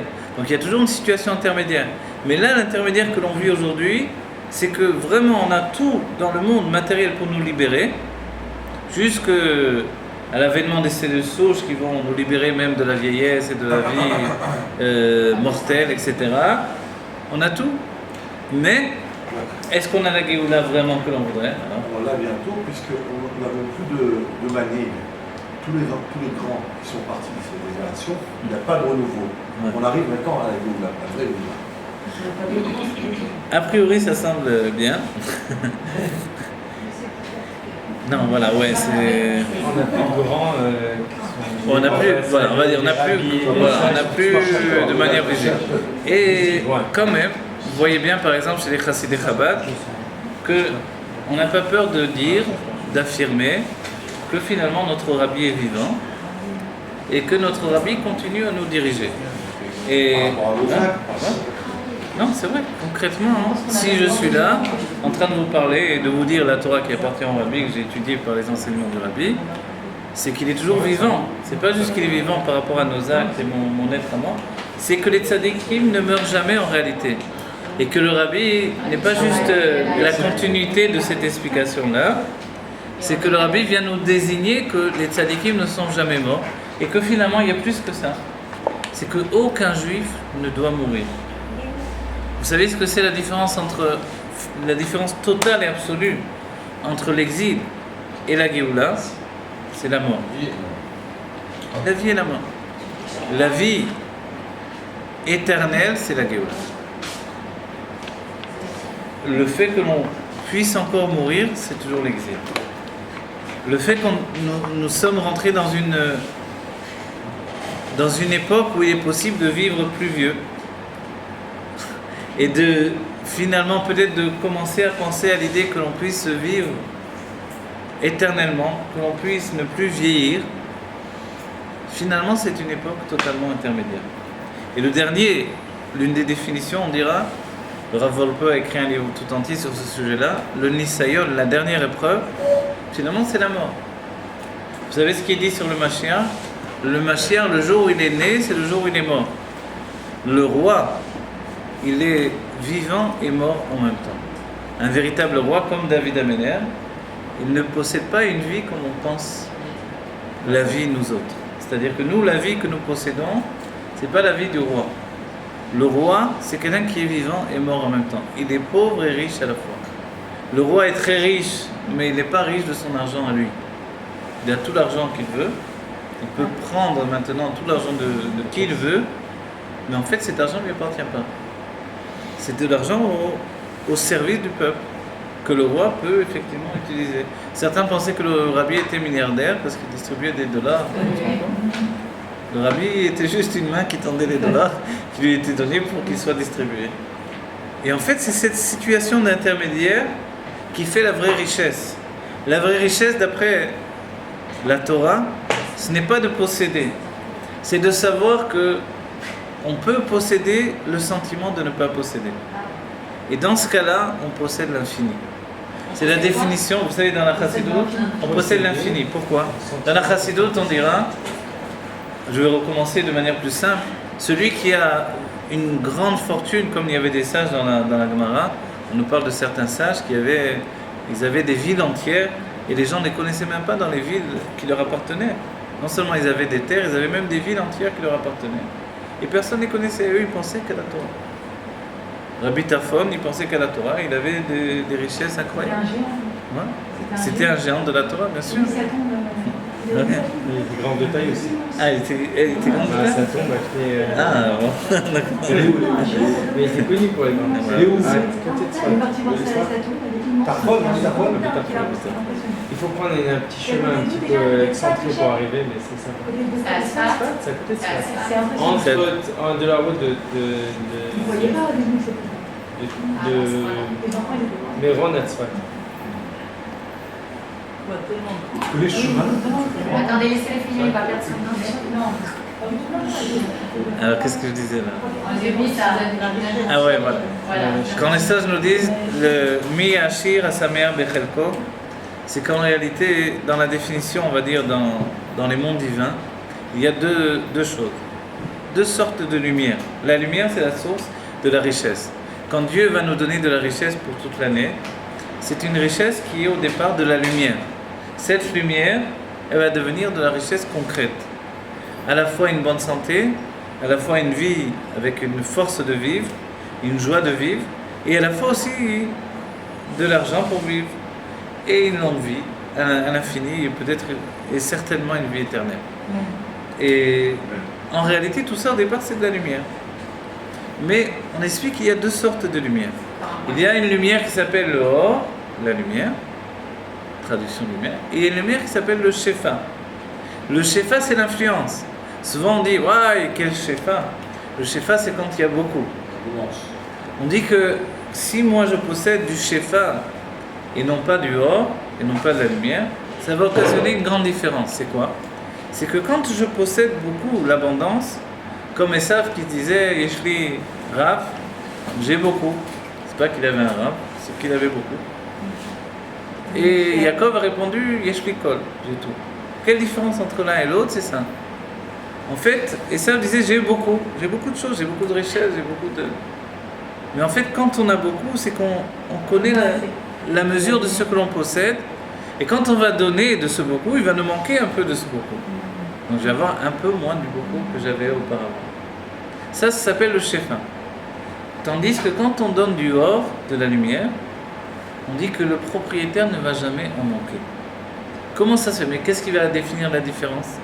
Il y a deux hommes riches, un va avoir du Shefa, l'autre du or. Quelle différence?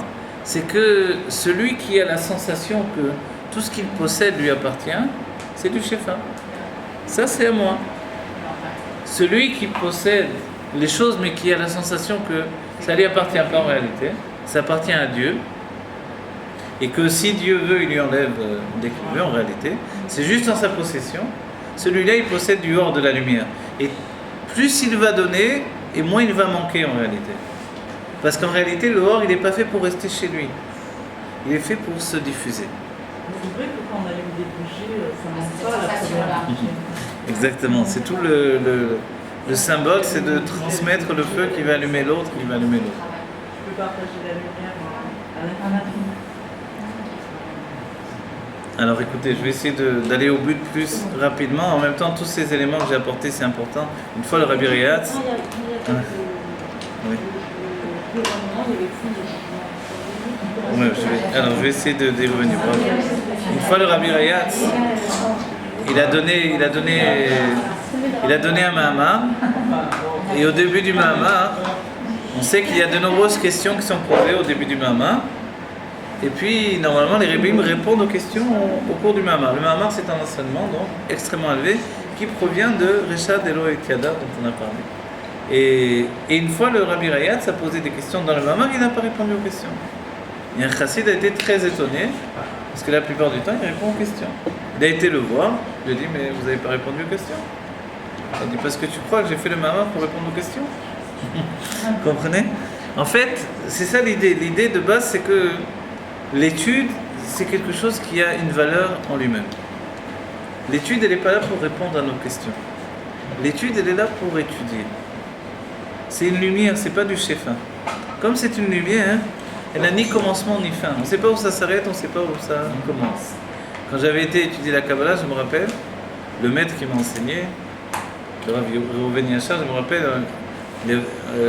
plus c'était moi ou quelqu'un d'autre qui lui avait demandé où est-ce qu'on commence, il avait mis le doigt dans l'Etzraïm, il avait dit là, on commence là. Et là, en fait, c'est une définition. On commence, peu importe, de toute façon, on va recommencer tout le temps. On commence et après on recommencera à nouveau. Et en fait, cette définition-là, elle est importante. Vous voyez?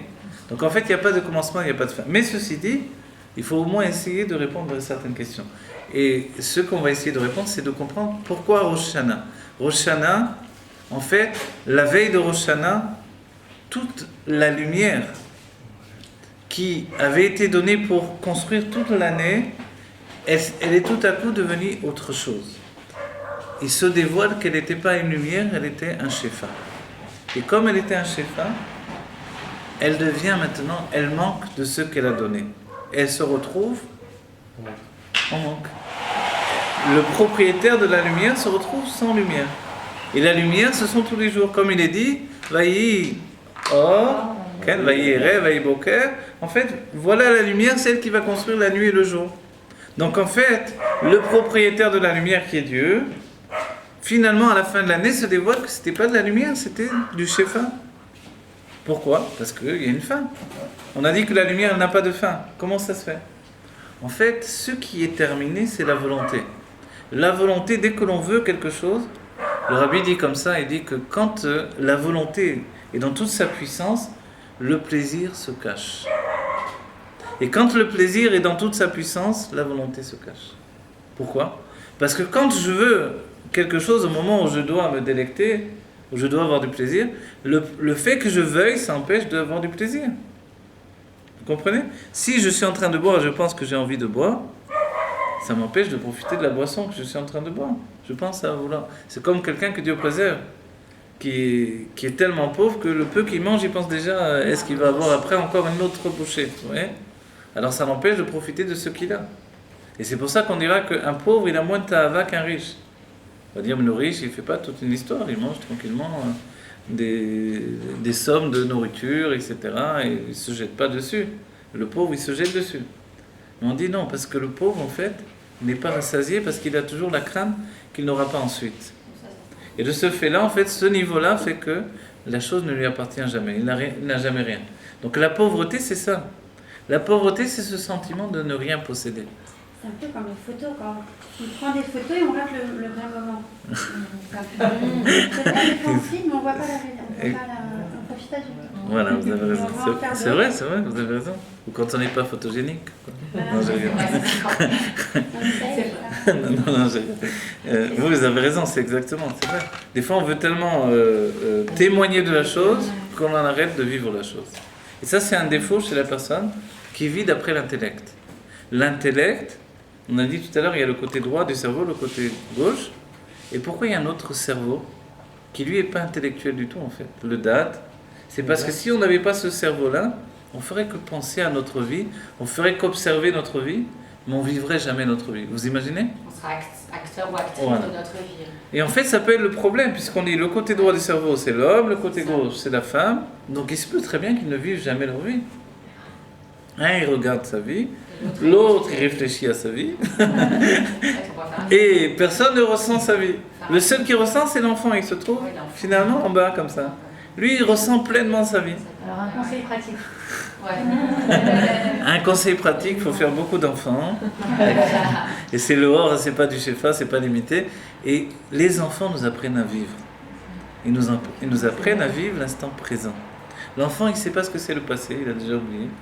Le futur, il n'a pas la notion du temps. Il n'a pas la notion du temps, c'est bien que on lui dit on va aller, lui c'est tout de suite, il n'y a pas en dehors de tout de suite. Ouais. Tout en étant aussi adulte. Bravo, exactement. Puisque nous sommes partagés en trois parties également. Il y a en nous le passé, qui est l'enfant, qui est déjà passé. A priori, l'adolescent, il est là avec nous, et l'adulte, il est là en devenir. On va dire, attends, je suis déjà un adulte maintenant. Mais cet adulte, du moment qu'il est en devenir vers autre chose, il est aussi un intermédiaire tout le temps. Donc en fait, en nous, on doit savoir que l'enfant nous apprend beaucoup de choses. Il nous apprend à vivre l'instant présent. Et le bonheur, ce sont les enfants. Le rabbi dira une chose claire. Il dit, c'est un Yom Yom, donc des écrits du Rabbi Rayatz, le bonheur des Juifs, la richesse du peuple juif, ça ne se compte pas en argent et en or. C'est quoi ? Ce sont des enfants et des petits-enfants qui sont dans la Torah et les Mitzvot. Pourquoi dans la Torah et les Mitzvot ? Et s'ils ne sont pas dans la Torah et les Mitzvot, ce n'est pas le vrai bonheur. En fait, la Torah et les Mitzvot, c'est l'expression du bonheur juif. Vous voyez ? Quand on a quelque chose de bon, on a envie de le donner. On a envie de le faire partager. C'est pour ça qu'à nos enfants, on a envie de donner le meilleur. Et le meilleur, c'est la Torah. La Torah, elle démontre comment le peuple juif est beau de l'intérieur. C'est-à-dire qu'on n'a pas besoin que les juifs nous voient et nous trouvent beaux particuliers, que les non-juifs, nous trouvent beaux et particuliers. Être beau de l'intérieur, c'est savoir sa propre richesse. Maintenant, pour revenir et construire tout ça, il faut bientôt que je termine sans doute. Quand j'enseigne, je n'ai pas la notion du temps, mais vous me dites, je dois terminer ça. Alors, juste le point essentiel, c'est que la veille de Rosh Hashanah, tout le plaisir de Dieu qui rattachait en fait son propre plaisir, et ça c'est extraordinaire. Le vrai plaisir, ce n'est pas un plaisir attaché à un élément. C'est un plaisir originel. On ne le connaît presque pas dans notre vie. C'est pour ça que les hommes se droguent, qu'ils courent après l'alcool, que Don Juan va courir derrière les femmes, parce qu'ils recherchent le vrai plaisir. Et finalement, à chaque fois, il laisse la femme parce qu'il n'a pas trouvé le vrai plaisir. Le drogué, il est un fou, il ne peut plus s'empêcher parce qu'il est à la recherche du vrai plaisir. C'est-à-dire un plaisir d'abandon total. Pas un plaisir de possession. Tant qu'il y a quelqu'un qui possède ce plaisir, on ne peut pas obtenir le plaisir. C'est pour ça que le Zohar dira, le plaisir s'appelle Recha de Aïn, la tête du néant. La tête du néant, c'est le plaisir. Le vrai plaisir, c'est déconnecter de notre existence. Et pour l'atteindre en réalité, à part le moment de Purim, où on va jusqu'au bout à ce moment-là, dans l'année, il y a un moment où le plaisir de Dieu se déconnecte de la réalité. C'est la veille de Rosh Hashanah. C'est assez curieux. La veille de Rosh Hashanah, c'est comme un jour qui n'existe pas. Pourquoi ? Parce que le roi ne gouverne pas ce jour-là. Akadosh Baruch Hu est là, mais il n'est pas encore notre roi, puisqu'on doit le couronner à Rosh Hashanah. Et même les premiers instants de Rosh Hashanah, et même jusqu'au moment où on va sonner du shofar, c'est-à-dire que la veille même de Rosh Hashanah, le soir de Rosh Hashanah, l'aile Rosh Hashanah, il n'y a pas encore le roi tel qu'il va être affirmé au moment de sonner du shofar. On va dire, quelle différence avant le shofar et après le shofar? C'est la différence entre le roi et le père. Le roi, finalement, ça peut être très froid. Je dis ce que je veux et vous allez faire ce que j'ai dit. Je dis ce que je veux, vous allez faire ce que j'ai dit. Le père, c'est différent. Pour toucher le père, il faut quelque chose de plus. C'est-à-dire que comme le plaisir de Dieu s'est retiré, le fait de l'expliquer, de lui parler, de prier, tout ça, ça ne le touche pas. Qu'est-ce qui touche Dieu? C'est quand on crie, on hurle vers lui, on pleure. Vous savez, on dit quelquefois un homme il ne se rend pas compte, il peut devenir très froid, s'enfermer dans sa chorma, dans son côté droit du cerveau, et puis il ne ressent plus les choses. Un homme, ça peut être une femme aussi, mais il ne ressent plus les choses. Mais quand tout à coup il voit l'autre qui est en face de lui, qui est vraiment bouleversé, on va dire, il sort de sa carapace. Il est obligé, quelque chose l'oblige à sortir. Il ressent que là, il est obligé de sortir. Et là, il redevient humain. Mais il y a quelque chose qui nous guette, c'est le fait de devenir à un certain moment inhumain. La différence entre les deux, c'est qu'il n'y a que la volonté et le plaisir a disparu. Pour Dieu, c'est ce qui peut arriver.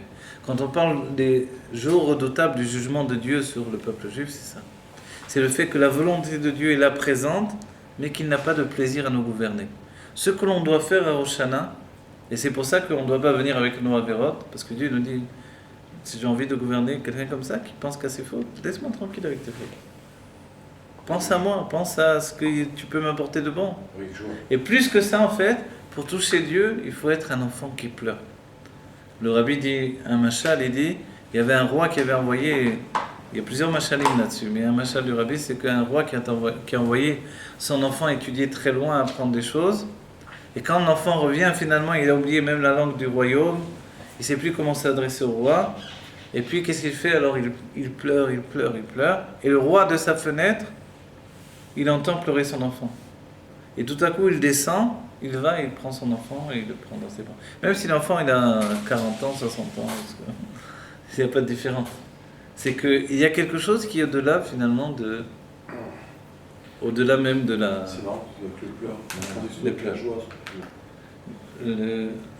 Mais le shofar, vous savez, il représente un moment, il représente en fait un sanglot. Il est basé sur le sanglot. Toutes les formulations du sanglot. C'est pour ça qu'il est organisé de cette manière-là. Vous vous rappelez? D'ailleurs, quelqu'un pleure, il va pleurer. Ouh. Après, il va pleurer. Comme ça. Oui, mais on doit arriver On couronne Dieu en pleurant. On couronne Dieu en pleurant. C'est... Pourquoi? Et pourquoi on le fait avec une corne de bélier ou d'animal cachère, quoi qu'il en soit? Pourquoi on le fait avec quelque chose d'aussi gaste, aussi... c'est pas raffiné finalement. Toutes les prières qu'on a fait, c'est raffiné, c'est beau, c'est de la poésie. Tout à coup, ouais. Qu'est-ce que ça veut dire ça? D'abord, c'est de l'oreille de l'animal, la l'oreille de l'homme. C'est la même forme. Ouais. Okay. Et le fait que ce soit rond comme ça, c'est la tchouva, si on fait tchouva. Ah, bravo, c'est très bon. Très, bravo. Alors maintenant, on va dire un autre enseignement en plus, que dit la Chassidut, c'est que, ou même les sages finalement le rapporteront en général, c'est que pourquoi prendre une corne d'animal? C'est parce qu'on a une âme animale en nous. Et que cette âme animale, finalement, c'est elle qui nous empêche de revenir à Dieu totalement. Qu'est-ce que c'est l'âme animale? C'est un désir d'avoir du plaisir. Ce désir, on a dit, le désir, c'est quelque chose de fort. Le désir d'avoir du plaisir dans le monde, à un certain moment, ça peut nous séparer de Dieu. On va dire, mais Dieu, il nous connaît, il nous a fait comme ça. C'est vrai. C'est un moteur aussi. Alors voilà, le désir d'avoir du plaisir, c'est aussi un moteur. Quand justement on l'utilise, et c'est ça de prendre l'âme animale, on prend une corne d'animal, quelque chose de très... C'est-à-dire, l'intellectuel, il met tout de côté, et maintenant il pleure comme un bébé. Il dit, ça va pas, tu es intellectuel, tu es raffiné, tu lèves le petit doigt quand tu manges, et tout à coup, tu te mets à pleurer, à hurler comme ça. En fait, c'est ce que Dieu attend de nous. Un cri comme ça qui vient du fond, du profond d'entre nous, du cœur, Et là, Dieu il nous répond. Et en fait, c'est ce qui se passe. Vous voyez, des fois, quand le bébé il pleure le matin, on entend pleurer. Il appelle le matin, on va dire. Il appelle, on ne se lève pas encore. Quand on entend pleurer, hop, on se lève en courant, on va lever. Parce que quand on entend pleurer, on ne supporte pas, quoi. À cause de moi, il pleure, le pauvre, alors on se lève en courant. Mais tant qu'il appelle, on peut appeler maman, 30 heures. Ça va, on dit ça va, tout va bien. On est en train de mesurer. Ah, il n'a pas commencé à pleurer, donc voilà. Dès qu'on entend qu'il pleure, on se lève. Tout ça, ça veut dire quoi? Ça veut dire que finalement, vous savez ce qui est étrange dans tout ça? Et je vais essayer de terminer mon cours avec cette compréhension-là. On a dit qu'il y a des intermédiaires. L'intermédiaire entre le plaisir de Dieu et la volonté de Dieu, finalement, c'est assez curieux. C'est un pleur, c'est un sanglot. Le rabbi nous l'a dit quelquefois, il a dit, si on criait vraiment à Dieu, on disait « Tate !» C'est pour les Ashkénazes. On dirait « Abba !» On criait « Abba !» Vraiment de tout son être, quoi. Pas juste parce qu'on nous a dit de le faire. Alors Dieu viendrait nous délivrer, quoi. Parce qu'il ne peut pas supporter. Un père ne peut pas supporter. Voilà. Exactement. Il y avait une image qui avait été donnée, l'Admoram Saïd, le deuxième rabbi de Lubavitch, le rapporte, c'est que c'est l'image d'un enfant qui s'est caché et qui pleure. Alors le rabbi voit cet enfant qui s'est caché, un enfant qui pleure, il dit « Pourquoi tu pleures ? Je me suis caché et personne ne me cherche. » Et de là, en fait, il a pris conscience du fait que Dieu s'est caché pour qu'on le cherche et que finalement, quelquefois, il pleure parce que personne ne le cherche. Ça a l'air fou, cette image-là. Et c'est une image qui est donnée pour bien comprendre finalement qu'est-ce qui se passe. Dans quoi on est engagé? On est engagé dans un monde où Dieu est caché pour qu'on puisse le rechercher. Pourquoi? Parce que l'espace entre la recherche et la découverte, cet espace-là, on va dire presque c'est un espace-temps. C'est quelque chose qui s'installe et qui donne finalement un espace au monde, à l'existence. Et ça, c'est la création du monde elle-même. C'est-à-dire que si on n'est pas séparé de Dieu, on ne revient pas à Dieu. Et le retour à Dieu, c'est la raison pour laquelle il termine une année et il commence une nouvelle année. C'est-à-dire pour nous laisser la force de revenir à lui. Et c'est pour ça, en fait, on va dire, c'est quoi ce cirque tous les ans? On fait tout ce qu'on veut toute l'année, arrive Elul, allez, il faut faire tchouva, etc. Et quoi, toute l'année j'ai fait ce que j'ai voulu, maintenant tout à coup je fais tchouva, je suis sérieux, arrive au Rosh Hashanah, tac, et puis Yom Kippour, on va pleurer devant Dieu. C'est quoi, c'est des comédiens, c'est quoi? C'est des cirques. En fait, c'est pas des comédiens. Le Rabbi Rachab a dit une chose, il a dit, les Juifs c'est comme des soldats. Un soldat, on lui dit, jette-toi par terre, il se jette par terre, prends le fusil, cours, rampe, tout ce qu'on lui fait finalement. C'est comme ça la guerre. Il dit le juif c'est comme ça. On lui dit pleure, il pleure. Ris, il rit. Tu dois être joyeux, Simchat Torah, il est joyeux. C'est Yom Kippour, tu pleures, il pleure. Alors on va dire qu'est-ce qui se passe? C'est ça le juif? En fait c'est extraordinaire, mais c'est ça. C'est-à-dire on est capable de passer par toutes les facettes des expressions. Les Grecs, il y a une époque où ils définissaient des masques, qui définissaient toutes les facettes des expressions humaines. En fait on est comme ça. Mais pourquoi? Parce que l'expérience divine, c'est de pénétrer dans l'expérience humaine. Vous voyez? On est un champ d'expérience pour Dieu, tout passe par notre expérience humaine. Et cette expérience humaine, c'est ce qui donne de la valeur finalement à notre rencontre avec Dieu. Au moment de la Géoula, qu'est-ce qu'on va rapporter à Dieu? On va apporter toute l'expérience humaine qu'on a prise. Parce qu'on va réaliser qu'on est divin et on porte avec nous toute l'expérience humaine que l'on a prise dans le monde. En fait, maintenant, alors voilà, je termine avec ça. Le fait qu'il y a la veille de Rosh Hashanah, la volonté de Dieu est présente, sinon le monde retournerait au néant. Et si on ne couronnerait pas Dieu au moment de Rosh Hashanah, le monde retournerait au néant. C'est-à-dire, c'est pas que le monde va exploser. Comme tout est basé sur la volonté, ce que l'on vit autour de nous, c'est juste la volonté de Dieu. Si Dieu retire sa volonté, le monde retourne au néant. Comme s'il n'avait jamais existé. Sans aucun problème. Sans aucune transformation, aucun changement. Tout à l'heure, on a dit qu'il y a le Shefa, le Or. Nous, notre travail, c'est de prouver que l'année, c'est pas du Shefa, c'est du Or, c'est de la lumière divine. Que quand Dieu nous donne, il ne nous donne pas quelque chose de limité, il nous donne l'infini. Pour démontrer qu'il nous donne l'infini, on doit faire que le plaisir de Dieu revienne dans la volonté de nous gouverner. Et ça, c'est par le fait qu'on accepte toute sa volonté. La différence entre Rosh Hashanah et le lendemain de Rosh Hashanah, c'est quoi? C'est le fait qu'on a couronné Dieu et que maintenant nous sommes le peuple de Dieu. C'est que nos mitzvot découlent du fait qu'on a couronné Akadosh Baruch Hu. Donc il y a une mitzvah générale qui est le fait de couronner Dieu, qui va installer le fait de prendre sur nous toutes les mitzvot. Je vais arrêter, peut-être c'est trop long ce cours. Je vais... oui. Est-ce que Dieu en prend en considération si en fait on recommence, on fait Kippour, mais on recommence tout pareil?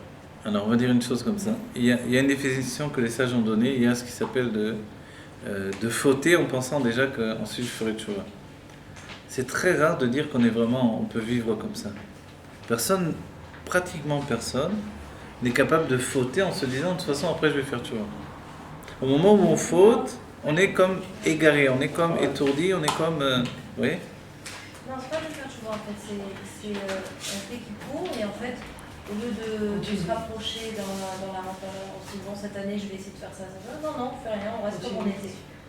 Alors on se fait pardonner en fait de nos péchés de l'année passée, mais on sait pertinemment qu'on va les recommencer dans l'année à venir. C'est un petit peu ce qu'il disait, c'est avec l'inverse. Il disait que tu faisais la faute, sachant que tu vas conscient que tu vas demander pardon et que tu vas être pardonné. Ouais. C'est un peu de l'hypocrisie, quoi. Alors voilà, alors justement, mais Dieu... Alors en réalité, non. En réalité, sachez, et je reviens sur ça, au moment où on fait la faute, les sages ont défini qu'on est comme égaré, on n'est pas nous-mêmes. On est pris par un esprit de folie. Voilà.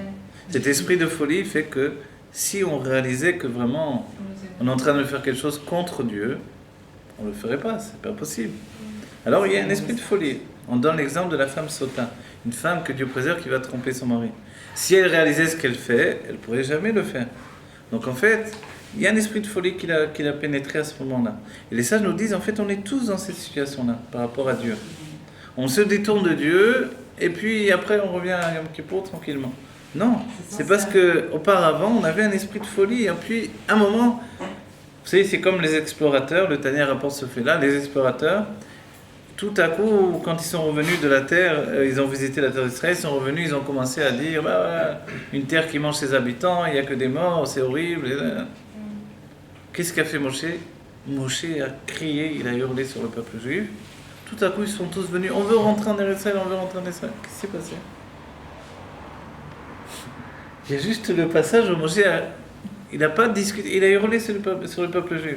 Comme il a hurlé sur le peuple juif, il a chassé le vent de folie, l'esprit de folie, qui avait pris le peuple juif à ce moment-là. Ils ont tous dit, nous on veut rentrer, on veut rentrer. Ça a dévoilé voilà, ça a dévoilé que finalement, au profond d'eux, ils attendaient que ça de rentrer. Mais ils avaient peur de quitter Dieu en fait. Ils avaient peur de quitter la proximité avec Dieu qu'ils avaient dans le désert. En fait, c'est complexe, c'est pas aussi simple que ça. C'est pas, en fait, je fais plein de trucs, mais après je reviens vers Dieu. C'est pas comme ça, c'est pas simple la vie du juif. Il y a une sikha du rabbi qui dit qu'il y a un juif qui est devant, en Amérique, il se trouve devant son match de baseball, c'est Yom Kippour. Il est en train de manger un sandwich avec du préserve, du jambon. Et tout à coup, il se rappelle, c'est Yom Kippour. Il éteint sa télévision, donc première Avera qu'il vient de faire, hein. Non seulement il était en pleine Avera, mais avant au moins il n'avait pas conscience. Tout à coup il s'est rappelé c'est Yom Kippour, donc là il ne devrait pas faire d'Averot. Tac, il éteint la télévision, il prend l'ascenseur, deuxième Avera, il monte dans sa voiture, troisième, il court, il fonce à la Beth Knesset, il arrive et il vient prier Dieu, pardonne-moi, etc. Il dit attends, ça va pas. Un peu de... Les mains, en plus dans les poches, il n'a pas vidé ses poches. Et le rabbi dit, il n'y a pas plus grand bonheur pour Dieu, plus grand ta'anoug, plus grand plaisir que ce juif-là, qui était en plein plaisir et qui a tout laissé pour venir à Dieu. En fait, encore une fois, c'est la volonté. Voilà. C'est la volonté qui a été générée par un plaisir. Voilà. Et tout à coup, le désir, il a pris le juif. Il s'est projeté dans la Beth Knesset. Il s'est vu là-bas dans la Beth Knesset. Et il s'est projeté vers ça. Quand on était en Shlichut, en Corse, à Yom Kippour, il y avait une chose incroyable, c'est que le jour de Yom Kippour, c'est là où on a pu rencontrer les Juifs de Corse. Et donc la veille de Yom Kippour, la soirée de Yom Kippour, le Yom Kippour, il n'y avait pas grand monde. Le lendemain, le matin, il n'y avait pas grand monde, quoi. Mais petit à petit, les heures ont avancé. Et à l'approche de l'année, il y avait de plus en plus de monde. Mais c'était pas des gens qui habitaient près, c'est des gens qui habitaient sur toute l'île, sur toute la côte. De tous les côtés, ils sont arrivés. Et à la fin, c'était bondé de personnes. Et en fait, tout ça, c'est les Juifs, ce qu'on appelle les Juifs de Yom Kippour, qu'on ne voit pas toute l'année. Et à Yom Kippour, on les voit. Et là-bas, c'était d'autant plus extraordinaire, c'était le seul minyan qu'il y avait de toute l'année. Non, pas grave. Mais, et c'est merveilleux de voir tous ces Juifs, finalement. Tous ces Juifs, ils arrivent. Qu'est-ce qui les pousse à ça? On dit que c'est l'essence, finalement, du Juif qui est attiré par ça. Il faut expliquer Yom Kippour en soi, mais voilà. Pour terminer et pour conclure, en vérité, je n'ai pas pu tout développer parce que j'ai peur d'être trop lourd et trop long. Mais si on revient au point de départ, vous vous rappelez, l'année Kouda, le point de départ de tout, c'est que quand j'arrive à Rosh Hashanah, j'ai une mitzvah que je dois prendre dans mon esprit, que je prends sur moi, c'est couronner le roi. Mais pour couronner le roi, il faut que j'abandonne tous mes vêtements. Comme les Névim, vous vous rappelez les Névim, qu'est-ce qu'ils faisaient? Ils allaient dans les champs et ils jetaient tous leurs vêtements. Vous voyez? Quand ils jetaient tous leurs vêtements, ils se dénudaient de la matérialité pour accéder au spirituel. Nous, on doit se dénuder de tous nos vêtements matériels, c'est-à-dire de tous nos désirs qui ne sont pas Dieu. Et alors, à ce moment-là, on va couronner Dieu. Finalement, on vient dire à Dieu, tu sais, d'accord, je suis comme je suis. J'ai fait des avérotes, donc c'est mon passé, Aya. Mais maintenant, au présent, je veux être avec toi. Affirmer ce présent, c'est se projeter vers un avenir de Géoula. Aujourd'hui, c'est ce que l'on doit faire. On doit vivre intensément l'instant présent, de toutes nos forces, c'est l'enseignement du Baal Shem Tov. Faire comme s'il n'y avait que le présent, alors que le présent n'existe pas, on a dit. Le coin du mur, le coin du temps, ce moment-là, on doit le vivre intensément. On a dit que la sensation, elle est dans le Da'at, le troisième cerveau. Et à ce moment-là, en fait, on va projeter un avenir de Géoula absolue. Pourquoi? Parce que dans ce présent, on dévoile le plaisir. C'est ce qui s'appelle la volonté d'avoir du plaisir, comme l'âme animale. Et on s'attache à Dieu, on dévoile la royauté qui est en nous. Voilà, je termine avec un dernier mot pour savoir que la royauté dans les mondes divins, ça représente la parole et l'action. Et de couronner la royauté de Dieu, donner à Dieu finalement d'être roi, c'est d'affirmer la parole et l'action de Dieu. Vous voyez, la parole en hébreu c'est Dvarim, et Dvarim ce sont des choses. Et ce qui fait exister toutes les choses qui existent, c'est ce qui s'appelle Akoar Hapoel Banifal. C'est la force qui agit dans toute chose existante. Bon, Bezrat Hashem, que l'on vive la Géoula Mitzvah Vashlema. Je sais que je n'ai pas tout développé, il y avait tellement de choses à développer. Peut-être une autre fois, peut-être un cours pour Yom Kippour. Et que Dieu nous bénisse d'être dans la Géoula Mitzvah Vashlema, Tayafoumian Mamash, avec le Rabbi Meir Mashiach, avec tous les tzadikim, avec Aaron Akohen, avec Moshe Rabbeinu, avec tout le bonheur de vivre qu'il y a en chacun d'entre nous. Et que vite, on soit dans cette Géoula Mitzvah Vashlema pour la vie immortelle du peuple juif. Voilà, le nishmat de Meir et Ben Clément, c'est que ça soit pour la Shlema de tous ceux qui ont besoin. Et le bonheur de vivre pour chacun d'entre nous, un grand Mazel Tov, la vie éternelle.